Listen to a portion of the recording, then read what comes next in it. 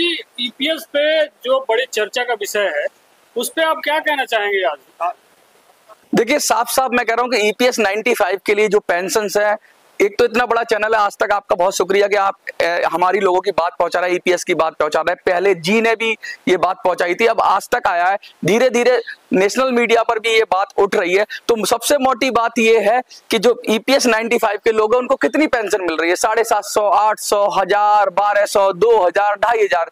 क्या 2-2500 में, क्या मानवतावादी ये विचार है कि 2-2500 में किसी को कुछ मिल सकता है? क्या कोई अपना जीवन भी चला सकता है? 750-800 रुपए में आटा और डाटा की हमने बात की, तो ना आटा खरीद सकता है ना डाटा खरीद सकता है। और वो बुजुर्ग, वो बीमारी से ग्रसित है, वो क्या कह रहा है कि मुझे मेडिकल सुविधाएं दे दो। इस देश के अंदर जिसने अपना पूरा जीवन दे दिया, वो गैर सरकारी क्षेत्र में था, उसने पूरी अपना जीवन समर्पण कर दिया, और उसके लिए क्या है? उसके लिए ईपीएस 95 के लिए क्या है? वो बुजुर्ग अब जीवन की जो अंतिम अवस्था में जब उसको कुछ रिटर्न मिलना था सरकार से, सरकार कह देगी, हाथ उठा के कह देगी कंट्रीब्यूशन बहुत कम था, कंट्रीब्यूशन बहुत कम था। तो कब मना किया कंट्रीब्यूशन बढ़ाने के लिए? पिछले कई सालों से ये मांग उठते रही है और कई दौर की वार्ताएं हुई हैं, कई कई मुलाकातें हुई। देखिए, 2 बार आश्वासन मिले हैं। देखिए, अब मिलता है तो तारीख पे तारीख, तारीख पे तारीख और सिर्फ तारीख। मोदी जी से बात हुई, 2 बार मोदी जी से मिले, हेमा मालिनी जी से मिले, विपक्ष के सांसदों से मिले, सुप्रिया सुले जी से मिले, सबसे मिले, लेकिन मिलने के बाद क्या निकला?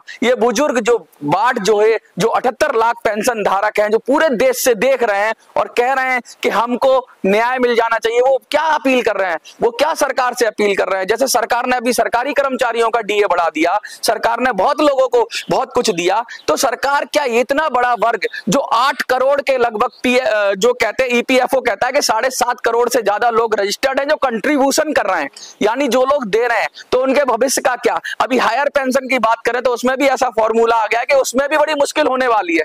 तो अगर इस बात को मीडिया के जरिए नहीं कहा जाएगा, क्योंकि वो बुजुर्ग हैं, वो छोटा फोन चलाते हैं, बहुत सारे लोग ऐसे हैं जिनके पास स्मार्टफोन नहीं है, उनके पास टेक्नोलॉजी का ज्ञान नहीं है, वो क्या आंदोलन कर सकते हैं? वो करोड़ों की संख्या में लोग हैं, लेकिन वो आंदोलन नहीं कर सकते, वो असमर्थ हैं, वो बुजुर्ग हैं, अपनी बीमारी से ग्रसित है, किसी की आंखें नहीं है, किसी के पैर नहीं है, किसी का हार्ट सर्जरी हुई है, ऐसे दुखी लोग, और गुहार लगा रहे हैं, और गुहार लगाने के लिए उनके पास कोई माध्यम भी नहीं है। वो जा रहे हैं, मीडिया के पास जा रहे हैं, और आज आप जैसा इतना बड़ा चैनल है जो आज तक है, जो उनकी बात उठा रहा है, तो कम से कम ऐसा लगता है कि अब शायद सरकार सुनेगी। और अभी 3-4 दिन है, लेकिन अगर सरकार नहीं सुनती है तो अंतिम विकल्प तो है ही कि अब जो करना है वो सब आपको लोगों को पता है कि आप लोगों को किस तरह से आंदोलन करना है, किस तरीके से आगे बढ़ना है, और सरकार को लोकतांत्रिक तरीके से अपनी बात मनवानी है। सरकार, जैसे मैंने पहले बताया आपको, अपनी आप को कहिए और अपने को कमजोर मत समझिए, क्योंकि आप इस देश के भाग्य विधाता हैं, आप बुजुर्ग हैं,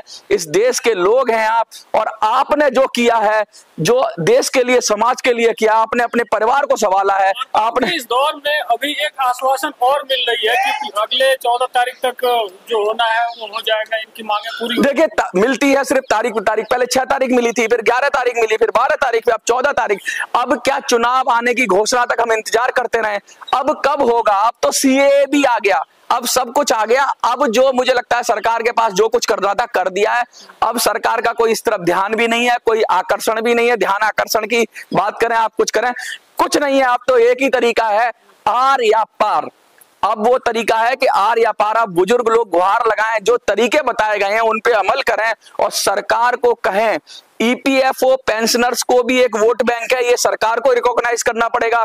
8 करोड़ लोग, यानी अगर परिवार लगा लो उनके, 7 करोड़ से ज्यादा लोग ईपीएफओ में मेंबर हैं जो कंट्रीब्यूशन कर रहे हैं, और 78 लाख लोग जो हैं जो पेंशन पाते हैं, सबको मिला लो तो 8 करोड़ से ज्यादा होते हैं, और एक परिवार में 5 से 7 लोग होते हैं, यानी देश की सीधी सीधी 50 करोड़ की आबादी, मैं सीधा साफ कह रहा हूं, 50 करोड़ की आबादी, इतना बड़ा कोई वर्ग नहीं है, इतना बड़ा कोई वर्ग नहीं है 50 करोड़ जिसकी संख्या देश में हो। अगर इनको सरकार नकार रही है तो सरकार को सोचना होगा। और मैं मनोज आज इतने बड़े चैनल के माध्यम से साफ साफ संदेश देना चाहता हूं कि करो या मरो, लड़ो, और अपने हक के लिए लड़ो, लोकतांत्रिक तरीकों से लड़ो।